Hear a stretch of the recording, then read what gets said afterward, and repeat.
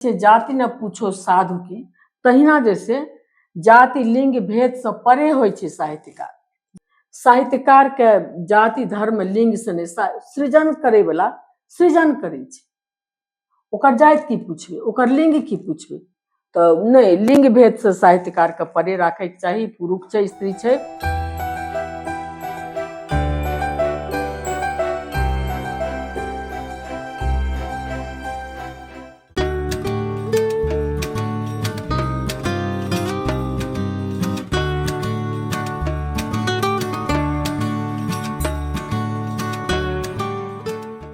मैथिली साहित्य में जखन कथा मादे गप करै छी तऽ एकटा महत्वपूर्ण रचनाकार के नाम अबैया मोन में, आ ओ छथि डॉक्टर नीता झा। ओहि समय में जखन बहुत कम स्त्री मैथिली लेखन में छलथि, नीता जी अनवरत लिख रहल छलीह। आइ हम सब हुनकर स्वागत करै छियै। प्रणाम। दीपा जी। सबसे पहिने हम सब बुझऽ चाहबै अहाँके बाल्यावस्था के बारे में और ओई परिवेश के बारे में जे समय में अहाँ सब छलिए, किछ बताबिए अपन बारे में। हमर गाम भेल पौराम नाम छै, और दरभंगा से जे समस्तीपुर ल चलबै तऽ लहरियासराय के बाद थलवार अबै छै स्टेशन, ओकर बाद छै हायाघाट। हायाघाट उतर कऽ बाजार पार कऽ कऽ खेत पथार गाछी पार करैत हमर गाम अबै छै जी।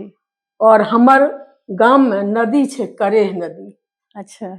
और करेह नदी के पश्चिम भाग में लोक सभक घर छन जी। आ नदी के आब तो ओते चौड़ा नहीं रहले, खूब चौड़ा पाट रहे। ओई पार छै, खेती छै, बलुआही जमीन ऑफ कोर्स, और गाछी सब छै, और जखन बांध सेहो छै घेरल, तो ओ हमर परिवेश अछि, ग्रामीण परिवेश। हम 14 साल धरि गाम में रहलहुँ जी। और गाम में खूब जे बच्चा सबके उमंग मस्ती उत्साह होइ छै, खूब नदी में हेलिए खेलिए, कोनो किछ नहीं, केकरो नहीं रोक टोक रहे। खाली हमर पितामही के एकेटा रहन जे स्कूल जेबे टा कर। गाम में 3-4 गोटे जाय छले, हमर पितियोतो वहीं सब गेले प्राइमरी स्कूल धरि, ओकर सबके बाद हुनका सबके छुटि गेलन, छोट जेठ जे रहथिन। हम मिडिल स्कूल गेलिए, आ प्राइमरी स्कूल से मिडिल स्कूल के बीच में से एकटा हायाघाट में ही से मास्टर साहब रहथिन, मुंशी जी और दिनकर बाबू। अच्छा। ई दुनू गोटे गणित, अंग्रेजी आ हिंदी पढ़ाबथिन। ओहिठाम हम दुनू भाई बहिन जइए, तेसरो बहिन छिए, ओ छोट रहे तो ओ नहीं जाए रहे, दुनू बहिन जइए ओहिठाम। तो हिंदी अंग्रेजी गणित ई तीनू भ गेले। तो भाई वही स्कूल में रहले, हम ओहिठाम से 2 साल पढ़ला के बाद मिडिल स्कूल में गेलिए। मिडिल स्कूल धरि गाम से 2टा लड़की और जाय छले। ओकर बाद मिडिल स्कूल भ गेल, ताबत धरि जैसे माय के सेहो डेथ भ गेलन। हम 10 पुर के 11 में रही तो माय के हमर निधन भ गेलन। तखन जैसे हायाघाट ब्लॉक छै, ओहिठाम ब्लॉक ऑफिस ई सब, ओहिठाम हाई स्कूल छै, ओहिठाम जैसे हमरा जाय के रहे पढ़े ले। बाबूजी नाम लिखा देलखिन। बाबूजी हमर पटना में कॉलेज ऑफ कॉमर्स में मैथमेटिक्स के प्रोफेसर रहथिन, हमर गाम के पहिल प्रोफेसर, और हम हुनकर बेटी, हमहू पहिल प्रोफेसर भेलहुँ, दोसर प्रोफेसर महिला में पहिल। तो हुनकर मैथमेटिक्स रहन माँ से भेले, आ हम मैथिली माँ से। तो ओहिठाम जे जाइए तो और क्यों नहीं रहे हमर गाम के लड़की, हम असगरे जाइए। तो बहुत अपवाद सेहो सुनऽ पड़े। आब गाँव जाय छिए, स्कूल जाय छिए, तो लड़का सब जाय छै, गाम के लड़का सब, हम असगर छिए, तो आगुओ लड़का जेते पाछुओ रहते। अवश्य ओहू में सुनऽ पड़े जे छौड़ा सब संगे जाय छै, धुमस करे छै। हमरा तो बाजे के बहुत मन करे। माँ रहथिन ने, बा कहथिन जे बाजऽ दही, तो चुप रह, तोरा स्कूल जाय के छो ना, बाप पटबै छो ना पढ़े ला, तो स्कूल जो आ, तोरा किछ नहीं बाजे के छो।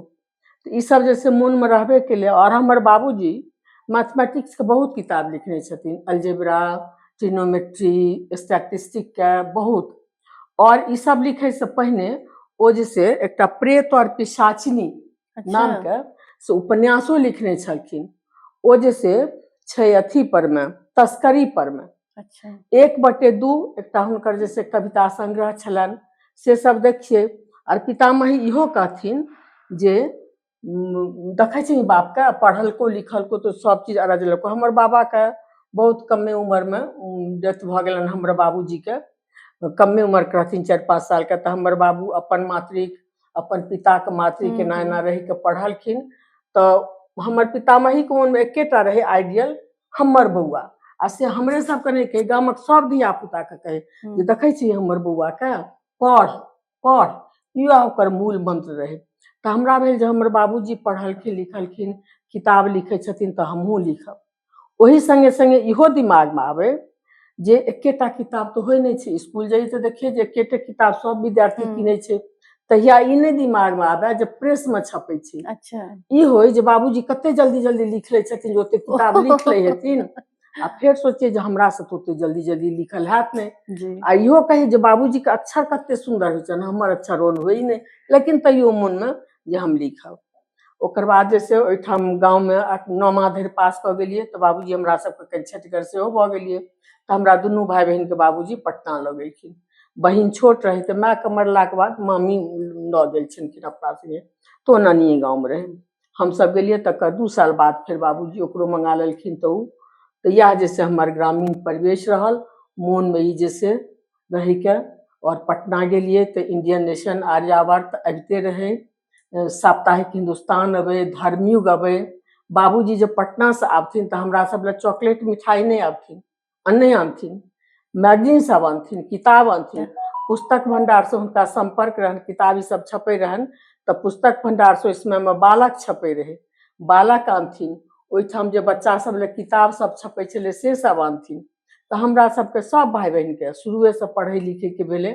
और हमरा जैसे लिखे के और भाई बहन सब पढ़ल लिखल नीक छथिन, सुव्यवस्थित।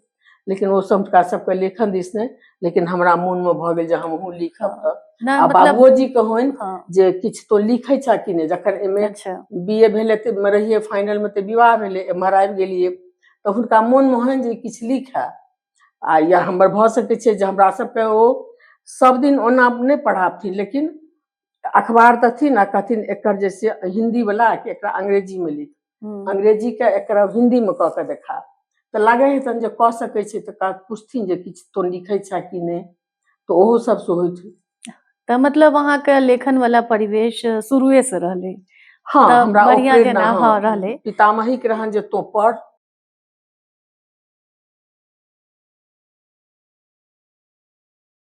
अनुभव द्वारा भेले या फिर जे अध्ययन व चिंतन द्वारा, ई हम सब बुझा चाहबे। स्त्री विमर्श तो आब एम्हर भेल। गाम में जखन रहिए तो सास पुतोह में जे झगड़ा हुई तो हम कहिए जी पुतोह सब सास के बूढ़ी के किया एना करे छथिन, तो चुपचाप केहन बढ़िया बैसल रहे छे, बेर पर खाइए लेना, से सब होय। हमरा मन में आवे जे हमर जे बियाह हेते, हमर जे सास हेथिन, हम कोनो दुख नहीं देबे, ई मन में हुआ। ओकर बाद गाँव के लड़की सब संगे जे ओएंगना बुले ले चल, ओएंगना बुले ले चल, तो पाछू लग जाइए। आ इहो सब कहे जे चले के मन छो तो चल, ई नहीं कहिया जे हमरा छोड़ देलक या हमरे जान जबरदस्ती लगे, से नहीं। जे होय छे अपन उम्र के उ सब जब बतियाइत रहे तो ओइ में किछ पूछिए जे अनयूजुअल लागल तो कहे ई अखने से बात पीती, कहे जे संग में लइयो जाइया, कहिया जखने से बात पीती। तो ओकरा सबके सुनिए, अपना में गप करे जे नमहर सब रहे। एकटा के गप करैत सुनिए जे हाया घाट में गाँव से पार क के जतऽ जे पढ़ै ले, तो केओ छलखिन जे उ सब जे गप करे छले जे ससुर जे से ओकरा केओ की बाजले तो दोसर कहलकै ई ससुर कोरा में ल ले छे तें न कानै छे। हम मन में सोचिए जे बच्चा के जे केओ कोरा में लेते, दुलार करते तो कानते किया। बहुत बाद में बुझलिए। ओकर बाद गाँव में सुनलिए जे केकरो विवाह भेले और ओकर घर वाला चलि गेलखिन, छोड़ के अधेर रहथिन चलि गेलखिन। तो भेले तो ओकरा अपन जाउत से संबंध, लेकिन हम एकटा कथा लिखने छियै आगि शीर्षक, फरिच में छे, हम ओकरा देउर क देलिए। आ ओकर बाद जे ओकरा संगे भेले तो गाँव सब में जे होय छे या कतौ जे कोनो घटना हुआ लागे छे असामान्य, तो ओइ समय लोक रोके के कोशिश नहीं करे छे। जखन ओ दुष्परिणाम दिया लागे छे तखन सब सचेत होय छे। तो से जखन ओकरा बच्चा होय ले भेले तखन जैसे भेले, लेकिन वो जैसे हम तो कथा में देउर कहने छे, कहलके जे हम विवाह करब, विवाह क ले छे, बच्चा होय छे, छठियारी सब भेले, भ गेले पति पत्नी रूप में समाज ओकरा स्वीकृति मान्यता दऽ देलकै। बहुत दिन के बाद जैसे बूढ़ापन जखन आब देह और अशक्त भऽ गेलनि तऽ आब सेवा टहल चाही, तऽ ओ जैसे अबै छथिन तऽ परिवार में और सबके जैसे ओ सब चीज करे हुनको लोग कऽ दै छलनि। एकटा मनुख बुझि कऽ जे सेवा के हिनका जरूरत छै से ओ मरि जाइ छथिन। आ फेर भऽ गेलै समस्या ठाढ़ जे हुनका आगि के देतनि, बेटा तऽ ओकरा छै से बेटा आगि देतनि कि भातिज आगि देतनि। आब तऽ ई तऽ ओहि कनिया पर में छै, ओकर जे घर वाला छथिन ओहो नहि, सास ससुर भी नहीं, कनिया कहता ई सब जो देखे छै तू करे छै अपन केबाड़ बंद कऽ लै छै कथा में ओना ने। और बाद में जैसे के बहुत काल धरि घमर्थन होइ छै, केबाड़ खोलि के कहै छै जे आगि भातिज देतनि, मतलब ओ विधवा नहीं भेलै। ओ से जैसे ई जैसे हमरा स्त्री विमर्शकता आब बुझलिए जे बाद में भेलै, तऽ ई सब हमरा अनयूजुअल लागे करिए। आ कहिए जी सब संग में लइयो जाइए, आब नहीं बुझे छियै पूछे छियै तऽ डरबो करैए। तो ओकर सबके अर्थ बात में बुझलिए जी सब स्त्री विमर्श के परिधि में अबै छै। तो अहाँ जै समय में लिखलिए ओहि समय में बहुत कम महिला रचनाकार मैथिली में लिखै छलखिन, तऽ की अहाँके किनको सहयोग भेटलै जे अहाँ लेखन दिस अपन बाबूजी हमरा पूछैत रहे छलखिन। हमर विवाह भेल, सासुर रहे हमर भागलपुर, और संजोग से हमर हस्बैंड जैसे दरभंगा में सेटल केलखिन। दरभंगा में डॉक्टर एन.पी. मिश्र हमर ननदोइस रहथिन, ननद भेलखिन श्यामा मिश्र, तऽ ओहिठाम जैसे हम सब रहिए। आ पता नहीं हमरा में की रहे, ओहो हमरा कहथिन भागलपुरी में जे तो कहने नहीं लिखे छ, लिख। हम कहनी आइयो अहाँ के प्रिस्क्रिप्शन छै, पेशेंट देखब जे देख ले चाला लगा के प्रिस्क्रिप्शन लिख दे छै, नहीं तो लिखा सके छ लिख। मत तोरी के खैर सीएम कॉलेज में ना एमए भेले, सब चीज रिसर्च स्कॉलर भेलिए, सीएम कॉलेज में भेलिए। तो इस समय में हंसराज रहथिन डिपार्टमेंट में, और सब गोटे रहथिन, हंसराजो रहथिन।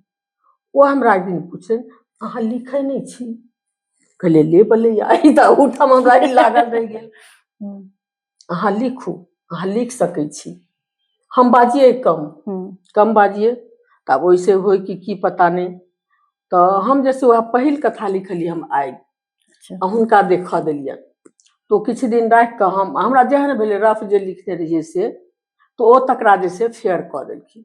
हमरा तखन ई नहीं फुराय जे हम नाम की राखू। हुनका हम कहलियनि हुनका जे लिखबै तऽ नाम की राखू, कहलकै नाम के अहाँ चिंता छोड़ दियौ, अहाँ लिखियौ, लिखू अहाँ। तो अहिना करैत करैत फरिच के जतेक कथा छै हम लिखिए हुनका देखा दियनि।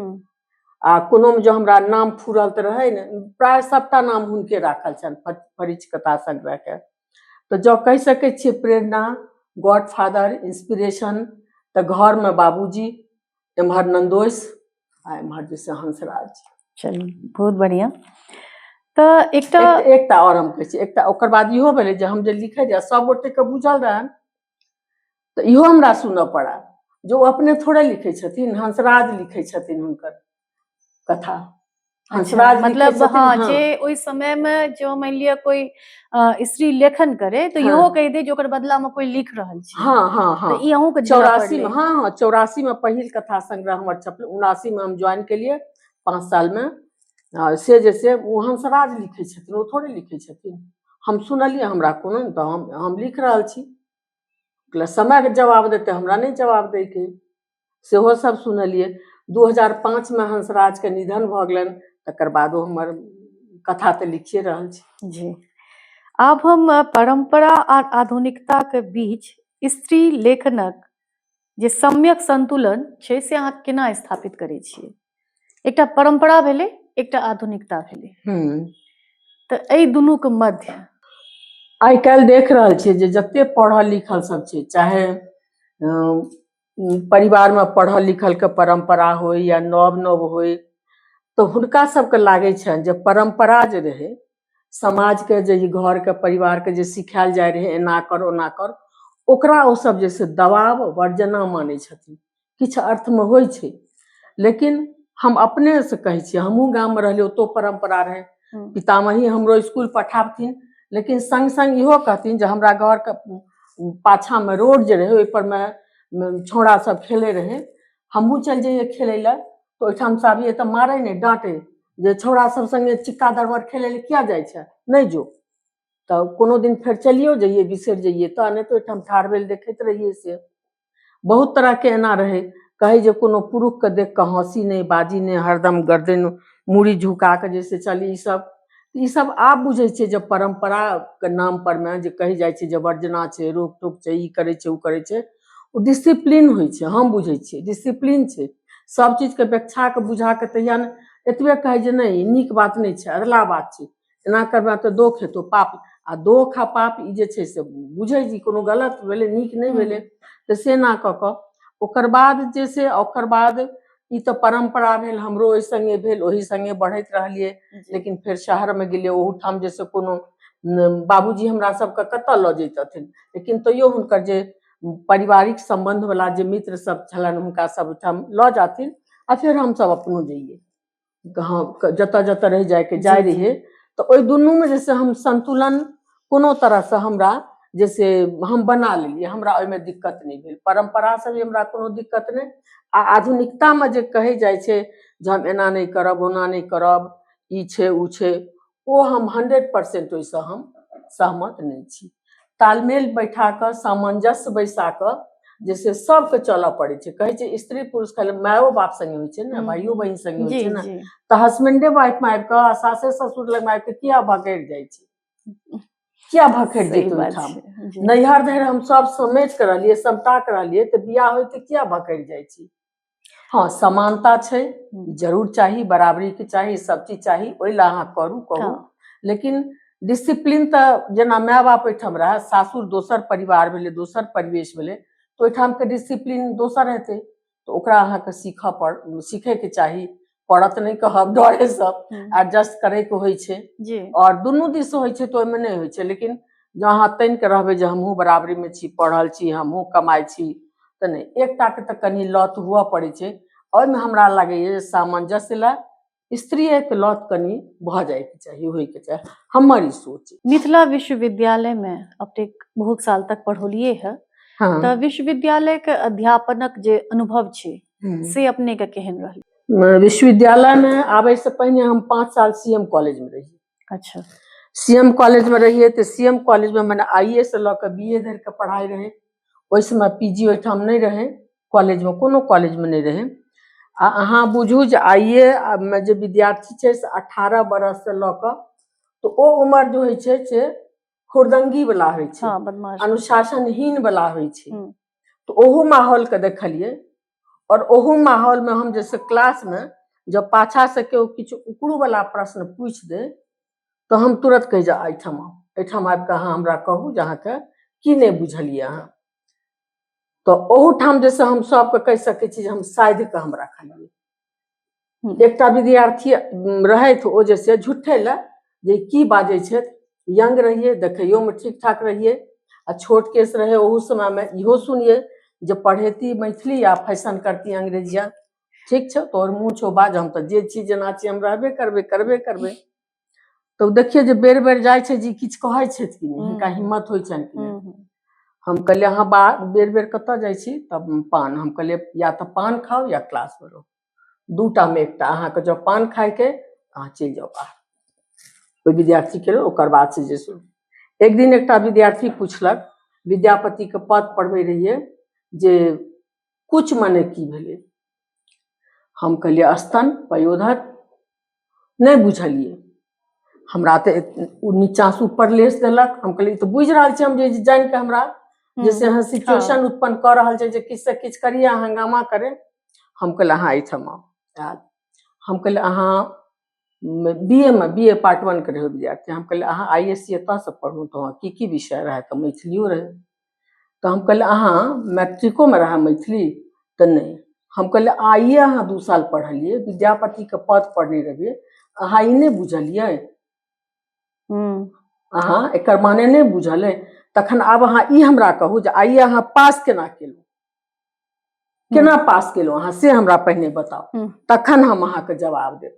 ओकर बाद मूड़ी गोइत के धीरे धीरे वो विद्यार्थी चल गए। तो ई सब कहियो दबंग है, हम केना कऽ ले रहिए से नहीं हमरा पता, लेकिन हम कऽ ले रहिए। सही छे, ई सब के नहीं जरूरी छले। ओकर बाद पीजी में गेलिए तो ओहिठाम ई हुरदंगी नहीं छले, एहिठाम तो सब जैसे किताब सब ओतऽ गेलहुँ तो बड़ रत्नाकर पढ़बै ले भेटल, बड़ रत्नाकर अपने एमए में पढ़ने रहिए खाली, आब जे पढ़ा देल गेल रहे ओतबे आब ओहिके पहिल आ दोसर का लोल पढ़ेबे के छै, पढ़ि पढ़ि कऽ डिक्शनरी से ओकर सबके अथी कऽ कऽ शुरुए वाला पहिल चैप्टर देखबै जे कते की छै ओना। खैर सम्हाव जैसे ओहो पढ़ा लेली, ओकर बाद गद्य पेपर देलखिन पढ़बै लए तऽ ओहिमे जैसे कोनो दिक्कत नहि। 2 पत्र उपन्यास रहे, मैथिली अकादमी के निबंध संकलन छलै, नाटक छलै पारिजात हरण, जी ई सब सबटा जैसे पढ़बैत रहलै। ओहि सबमे कतौ कोनो प्रणम्य देवता ई सब सेहो रहे, खट्टर काका के तरंगो रहे, सब रहे। तऽ से सब जे छै एकटा खलिया रहे जे विद्यार्थी जे किछु जैसे हम जे कहि रहल छियै से ओ बुझि जाथिन विद्यार्थी। आ जँ किछो पूछै तऽ हम एते तैयार रही जे हम बता सकिए, बुझि जाए। ई नहि हमरा कहऽ पड़े जे हम काल्हि बतायब अहाँके। आ कोनो चीज जे नव कहे पढ़बै लए तऽ हम कहै छी हम नहि पढ़ने छी, हम अहाँ 2-4 दिन दिअ हम अहाँके बता। नव हुनका सबके की रहे, सब जे नोट लिखबैके तऽ आदत, हम नोट लिखाबिए नहि, हम किताब सब पढ़ि कऽ पढ़ाबिए नहि।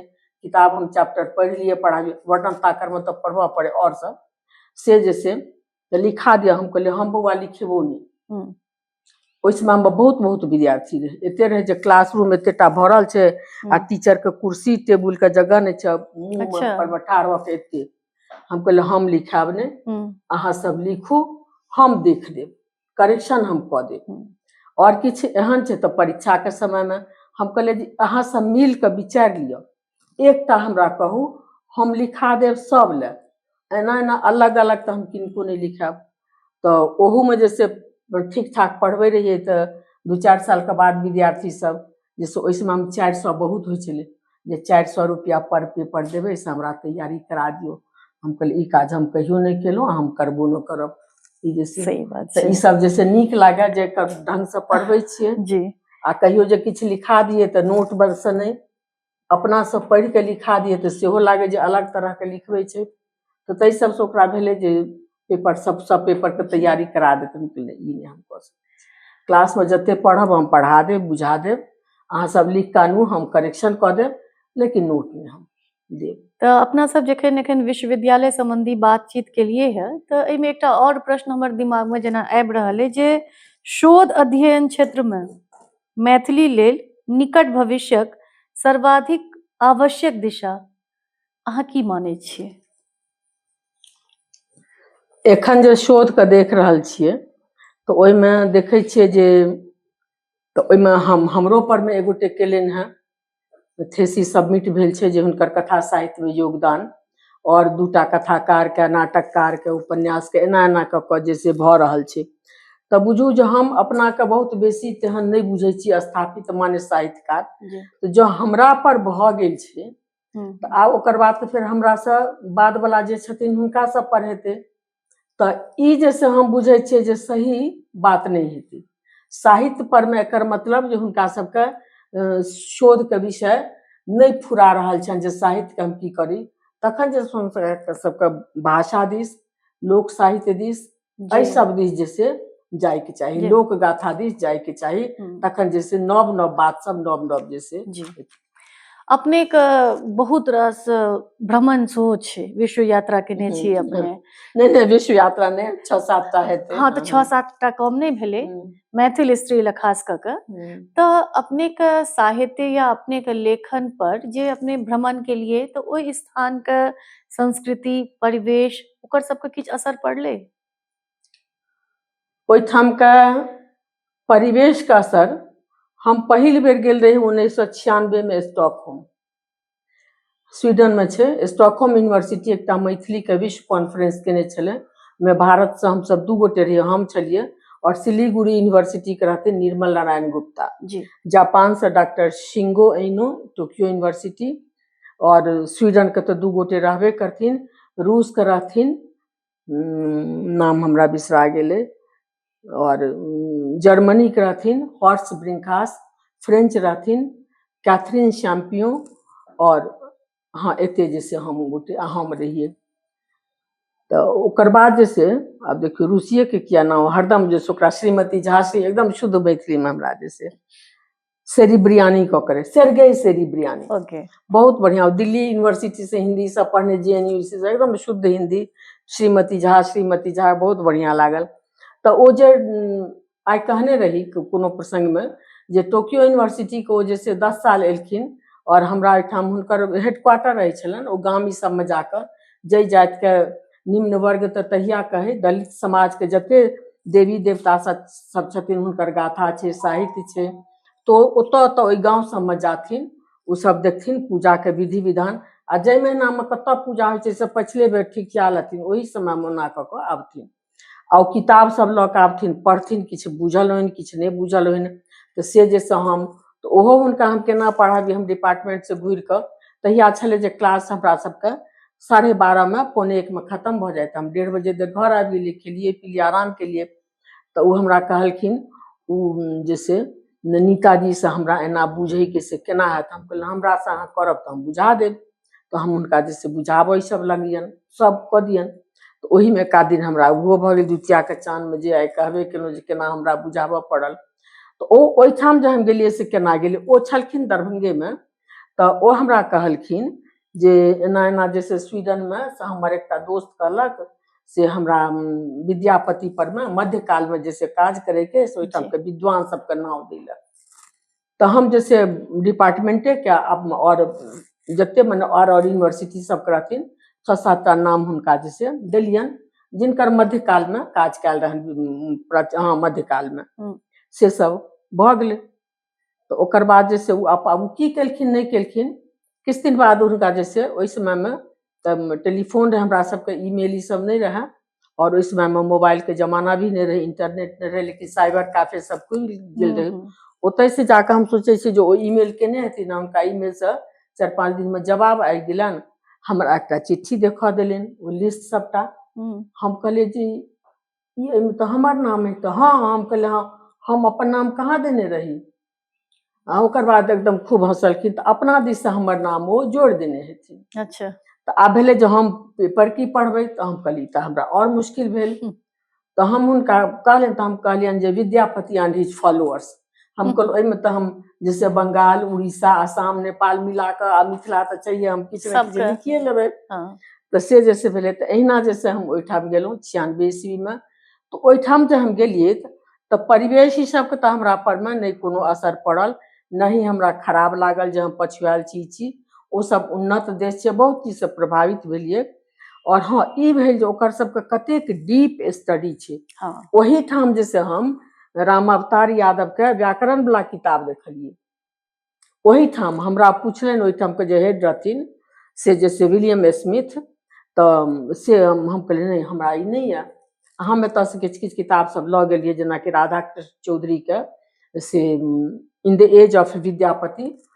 छै किताब अंग्रेजी में लऽ गेल रहियै हम तो ओ कहलखिन जे हम इसका कर ले फोटो स्टार्ट हम कहलियै इहो पूछऽ पड़लनि हुनका ई जे मने तहजीब भेलै हम सब जब कतौ किछु हेतै तऽ चोरा नुका के लऽ लेबै हम कहलियै हाँ जरूर कर लीजिए ओ जैसे केलनि हम जैसे हिनकर सुभद्र झा वाला व्याकरण के किताब लऽ गेल रहियै अंग्रेजी वाला फॉर्मेशन ऑफ मैथिली लैंग्वेज ओ जैसे हम कॉपी करा के लऽ गेल रहियै ओ जैसे हम दऽ देलियनि स्मिथ के तऽ से जैसे बहुत प्रसन्नता भेल तऽ ओ जैसे विलियम स्मिथ हमरा कहै छथि ओहिमे भेलै कि जे हम पेपर सब जे रहै तऽ हमर सेकेंड सेशन में रहे पढ़ै के तो और सब गोटे अपन अपन अलग रहे हम कहियो लिख के पठा देब जे सब के की रहन ओइसे बुझबे हमर रहे तो में पूरा रहे विद्यापति के लऽ कऽ सबटा के हमर पेपर पढ़ला के बाद विलियम स्मिथ कहलखिन जे yours should have been the first paper अच्छा हाँ ओकर बाद हमरा जखन खत्म भऽ गेलै तऽ हमरा कान में आबि के कहै छै आपको जितना मन हो आप अपना इंडिया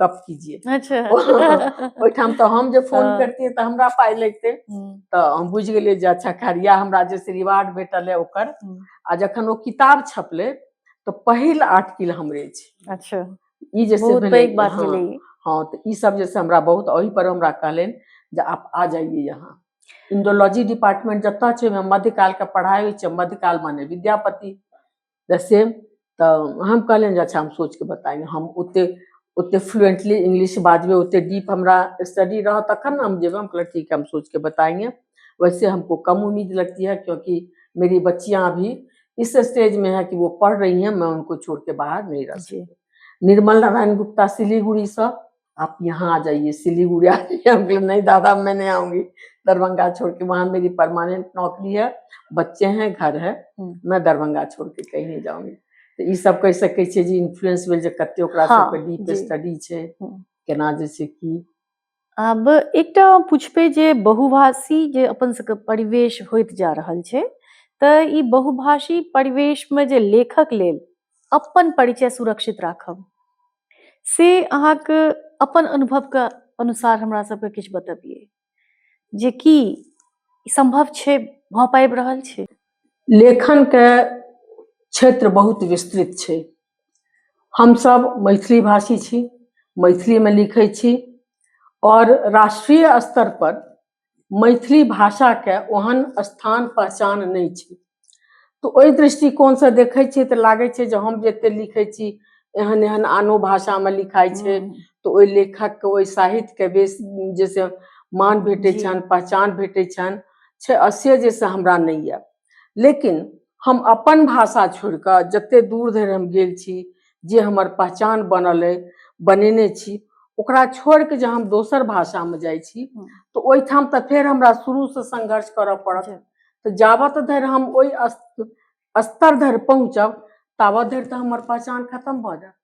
तें कठिन अवश्य छै, लेकिन अपन भाषा में मूल लेखन करी और हाँ अहाँके जे लेखन अछि तकर जैसे आन भाषा में अनुवाद हुए तकर माध्यम से जैसे अहाँ आन भाषा में जाओ ओहिठाम अपन परिचिति बनाबी।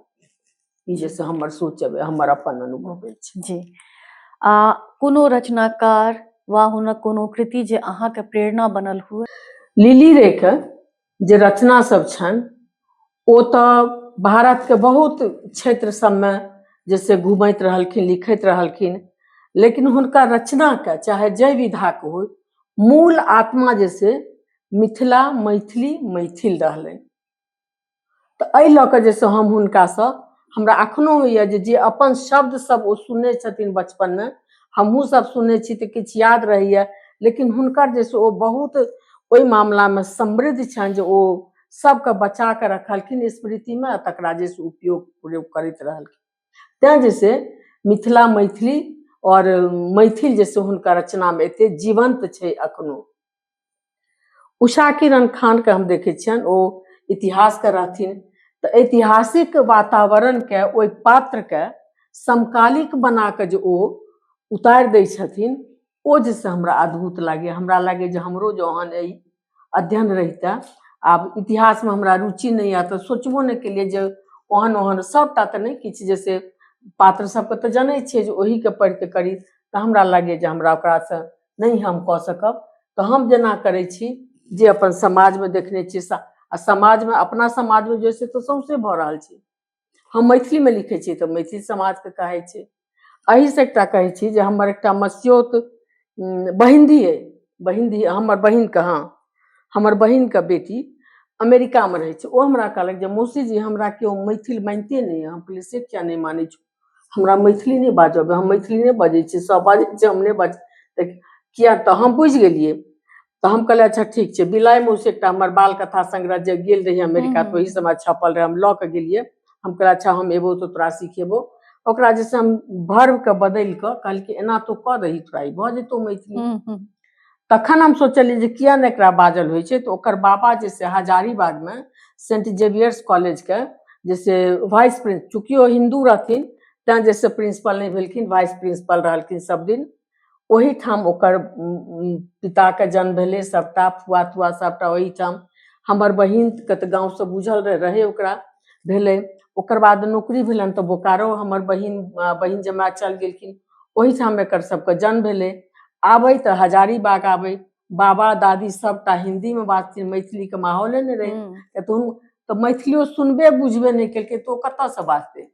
तऽ सएह जैसे तो ओकरा ई रहे जे हमरा क्यों मैथिली मानबे नहीं करे। बुझते ने, हम कहले भाषा तोहर असल पहचान छौ, तो कनियो बाजि लेबही तखन सबके भऽ जेतै जे हाँ ई मैथिल है। तोहर कपड़ा तो ओहिठाम बाहर जाके कहै छै जेहन देश तेहन देश बनबऽ पड़ै छै, राखऽ पड़ै छै, लेकिन ओ भाषा जे तोहर छौ।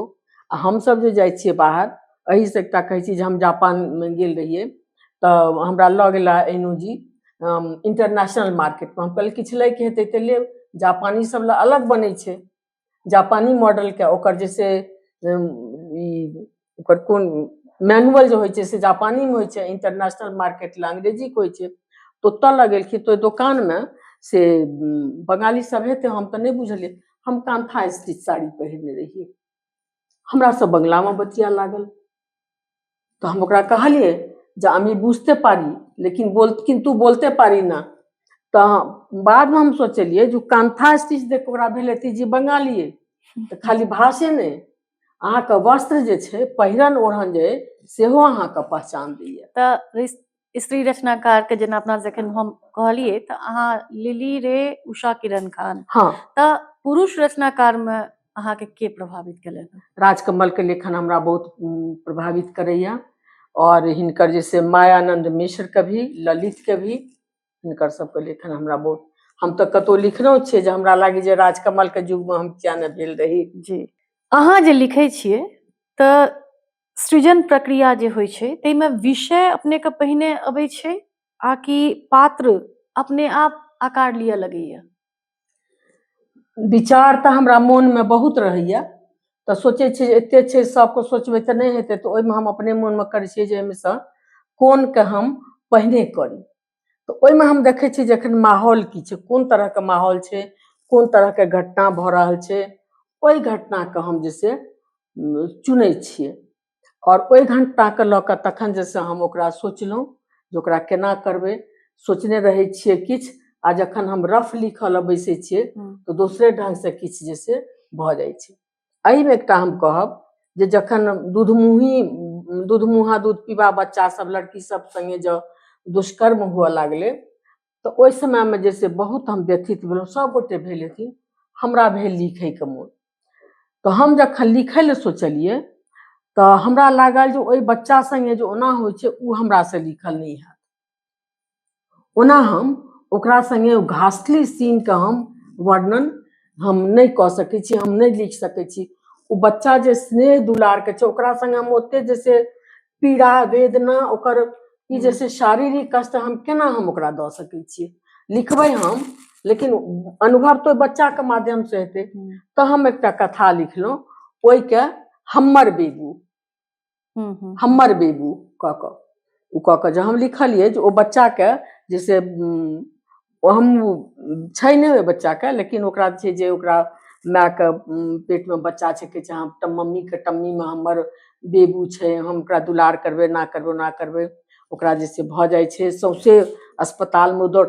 ओहि समय में एकटा छलै जे हम देखा देतियै जे घूमल फिरै छै, कोनो रूम में ओकरा लऽ लेलकै, ओकरा संगे जैसे अघटनीय घटि गेलै, लेकिन से नहीं, ओ खूब आ सब ओकरा कहै छै भाई भेलै कि बहिन से कहबे नहीं करै छै, सौंसे फुदकल घुरै छै जे हमरा बेबू भेलै बेबू भेलै, ओकर सॉफ्ट सॉफ्ट हाथ छै, ई छै उ छै। ओकर बाद घर आबि जाइ छै ओ बच्चा, तो देखै छै ओकरा जे केओ तेल लगा रहल छै, तो ओहो जैसे कहै छै हमहूँ तेल लगा, आंगूर पीस दिस से मालिश भऽ रहल छै तऽ लगा रहल छै। लेकिन हम एकटा तक हाँ, हम काटऽ हमरा ई चाहबै। कह दिअ। जी। ओकर बाद जैसे ओकरा जखने सीधा करै छै बच्चा के, तो एकदम से ओ आतंकित भऽ जाइ छै, एकदम से आतंकित भऽ जाइ छै जे हमर बेबू के नंगू पंगू में की भऽ, ओहिठाम ओ अंतर देख रहल छै। तो जै बच्चा के ई नहीं बुझल छै जे मेल की होइ छै अंग आ फीमेल अंग जी, की होइ जी, छै, जी। तकरा संग जे ई सब जे भऽ रहल छै, अच्छा, तो ई तो जैसे बहुत जैसे अथी छै। लेकिन अहाँ जे कहलिए जे लेखन के हाँ, रोकऽ पड़ै छै, तऽ हाँ, की ई तो ओहिमे जैसे रोकनाइ? होइ छै जे लिखऽ हम किछु चाहै छियै, लेकिन हाँ, हाँ यहाँ हम वहाँ कहै छी हमरा एकर लागै छै मतलब जे तऽ जे केकरा छै संग हम केहन करियै से हाँ पूर्ण अपना आपो के अपना सब तैयार नहीं कऽ पाबि नहीं रहल छियै। नहीं। हाँ, ई चीज उ एखन तक नहीं भेलै है। हम सोचलिए तो वएह जे हाँ, ओही ठाम हम देखेबै जखन केओ नर्सिंग होम में घूमि हाँ, रहल छै, लेकिन हमरा लागल नहीं। उ एकटा और ओहि बच्चा संगे हम जैसे मानसिक अत्याचार करबै, उत्पीड़न ओकर हेतै, हम ई नहीं तो किछु चीज एहन छै जे बुझतो हम ओना जेना के तेना हम नहीं नहीं लिख कऽ सकै, पबै नहीं छियै। नहीं कऽ तऽ पबै छियै। एकरा हम स्त्री केंद्रित लेखन करे कालक एकटा अपन दबाव या सामाजिक दबाव या पूर्वाग्रह सेहो कहि सकै छियै, कियाकि एखनो ओते खुजि के हम सब लिख नहीं पबै छी, हाँ हाँ, नहीं वएह कियाकि वएह कतौ कोनो विभत्सता आबि जाइ छै। हाँ, वएह कोनो युवती के लऽ कऽ हमरा लिखै के रहत तऽ हम लिख देबै, लेकिन बच्चा के लऽ कऽ हम नहीं लिख सकै छी। तऽ अब नवोदित स्त्री रचनाकार सब जे छथि तिनका सब ले अहाँ किछो कहऽ चाहबै? नवोदित सब जे लिख रहल छै तऽ बहुत बढ़िया लिख रहल छै, सब विषय के लऽ कऽ लिख रहल छै, लेकिन हमरा एकटा ई लागैया जे लिखै से पहिने हुनका सबके हरेक भाषा के, आब तऽ अनुवाद के माध्यम से हरेक भाषा के साहित्य विदेशी देशी सबटा जे आबै छै तकरा सबके हुनका सबके पढ़ै के चाही। हमरा पढ़ल बहुत है, खाली हम कहलहुँ जे घर में धर्मयुग साप्ताहिक हिंदुस्तान अबै छलै से नहि, हमरा बाबूजी बंगला में पढ़ै छलखिन आ विमल मित्र के सबटा किताब रहन, शरद चंद्र के सबटा किताब छलनि हुनका। तऽ हमरा एक दिन ओ देखलखिन हुनकर कमरा के अलमारी में, हम देखलिए लऽ कऽ, तो देखलिए जे हम उनटा पुनटा के फेर राखि देलिए। तो बुझि गेलखिन जेकरा बंगला नहीं पढ़ाबै छै। ओकर बाद ओ हमरा जे से विमल मित्र के सबटा किताब हिंदी वाला अनुवाद आनि के हमरा देलखिन आ हुनका लग में सबटा जे से हरिमोहन झा किताब रहन से हम पढ़ने रहिए। रमानाथ झा अभिनंदन ग्रंथ कहिया गेले हमरा लगे बाबूजी किनने रहथिन, मैथिली समाज में तो रहथिन। एना क के और एक आटा छै जे कि ओइ समय के हुनके किनल छन, मतलब तऽ हरिमोहन बाबू पढ़लिए हम खूब।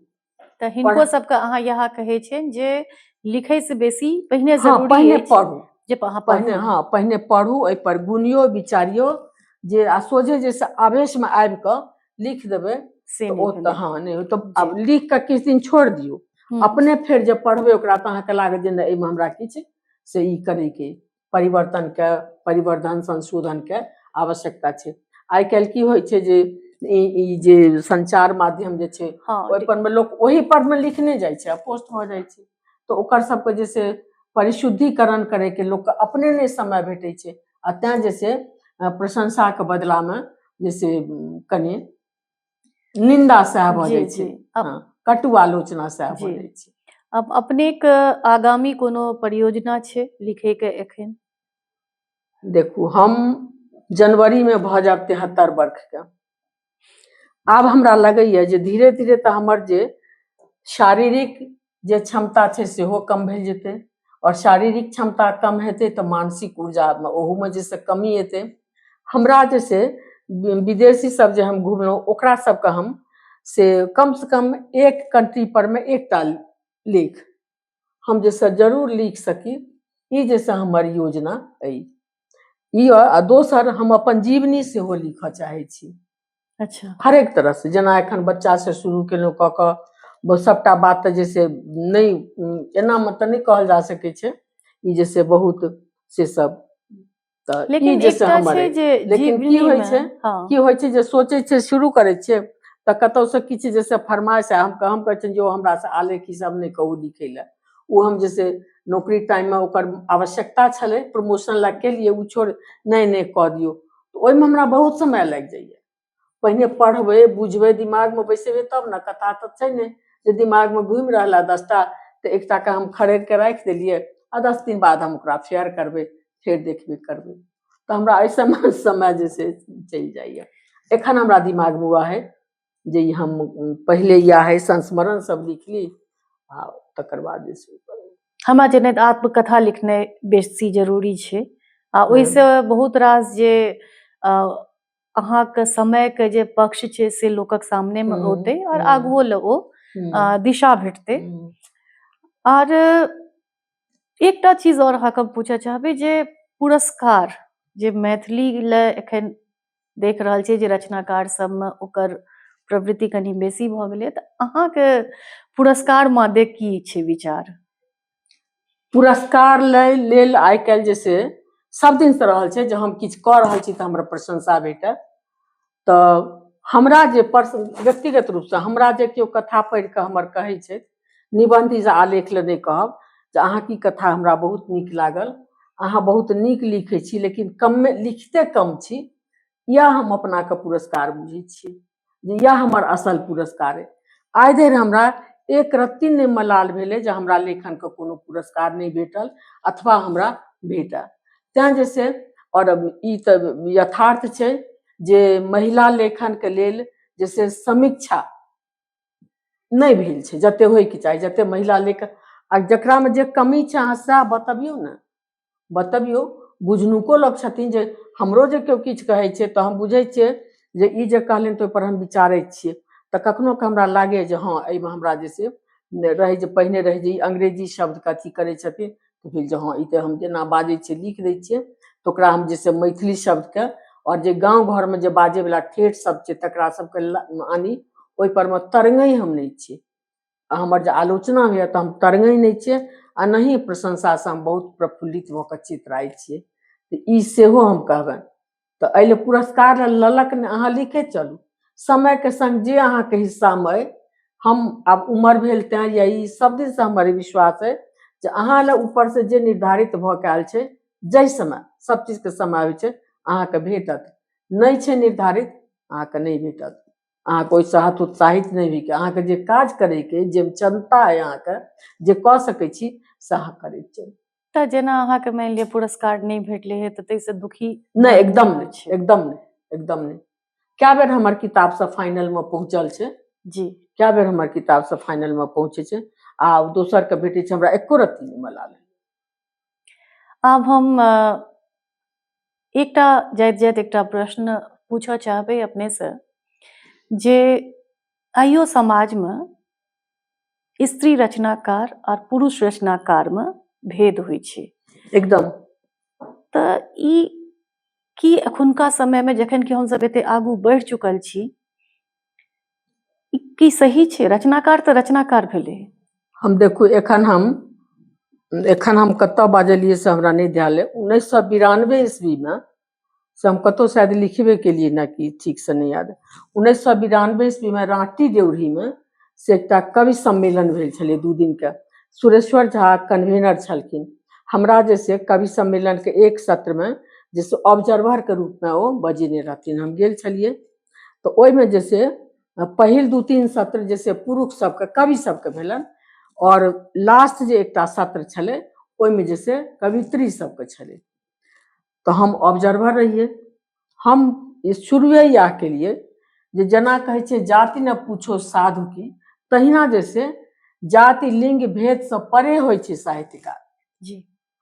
आ ई जैसे किया कयल गेलै से हम नहीं जानै छी।